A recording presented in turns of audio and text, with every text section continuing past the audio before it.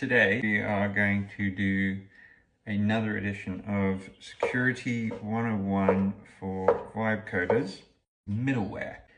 Middleware is code before your code runs. So it runs before your actual code runs. The easy way to think about this in the real world terms is, let's say you go to a nightclub, get into the nightclub, who's at the front of the nightclub? There's a bouncer. And that bouncer, what does he do? He checks your ID, makes sure you're old enough to enter the club.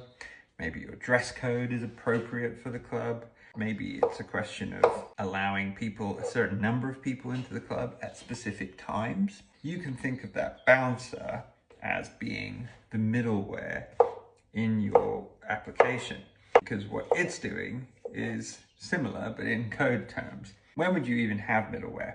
A popular use for middleware is if you have a login.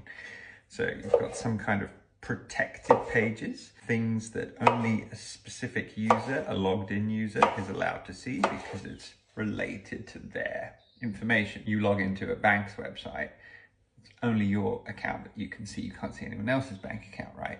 But if you don't log into the website, you can't see the bank account to begin with anyway. So that bouncer who's controlling access to the club, also the middleware does the same thing. It controls access into your app, but it checks some things beforehand.